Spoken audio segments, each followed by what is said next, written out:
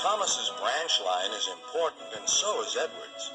But their track and bridges are not so strong as those on the main line. Sir Topham Hatt does not allow the heavier main line engines like Gordon to run on them. But one day, the way Gordon was talking, you would have thought Sir Topham Hatt had given this order for quite another reason. "It's not fair," grumbled Gordon. "What isn't fair?" asked Edward. "Letting branch line diesels pull main line trains." "Never mind, Gordon. I'm sure Boko will let you pull his freight cars sometimes." Gordon spluttered. "I won't pull Boko's dirty cars. I won't run on branch lines." "Why not? It would be a nice change." "Sir Topham Hatt would never approve," huffed Gordon. "Branch lines are vulgar." Gordon puffed away.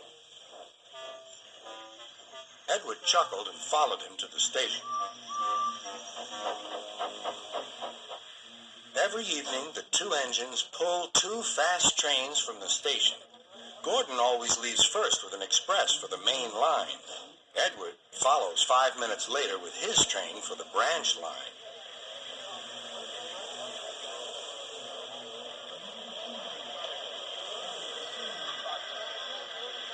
Usually, everything runs like clockwork, but tonight there was trouble.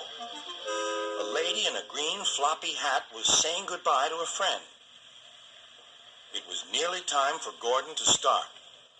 The fireman looked back towards the conductor's van and saw something green waving. "Right away, mate."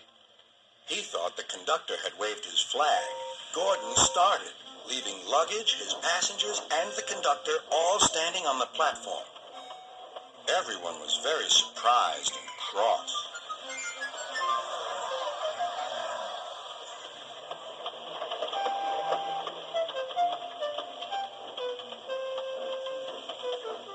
To make matters worse, by the time Gordon had been stopped and brought back, Edward was already late with his train.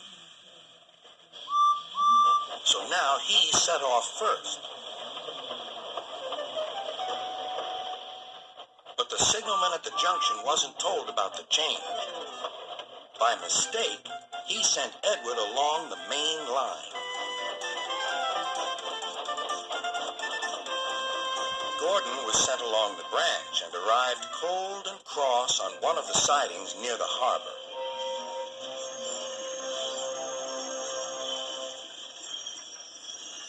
Next morning, Bill and Ben peeped into the yard. There were no cars for them, but they didn't mind that. Teasing Gordon would be much better fun. "What's that?" asked Bill. "Shh," whispered Ben. "It's Gordon." "It looks like Gordon, but it can't be. Gordon never comes on the branch lines. He thinks them vulgar." Gordon pretended he hadn't heard them. "If it isn't Gordon," said Ben, "it's just a pile of old iron, which we'd better take to the scrap yard." "No, Bill, this lot's useless for scrap. We'll take it to the harbor and dump it in the sea." Gordon was alarmed. "I am Gordon. Stop! Stop!" When Boko suddenly arrived, Gordon thought him the most beautiful sight he had ever seen. "Boko, my dear engine, save me!" Boko quickly sized up the situation and threatened to take away the cars he had brought for Bill and Ben. This made the twins behave at once. Gordon thought Boko was wonderful. "Those little demons, how do you do it?" "Ah, well," said Boko, "it's just an act." Gordon still believes that Boko saved his life, but we know the twins were only teasing, don't we?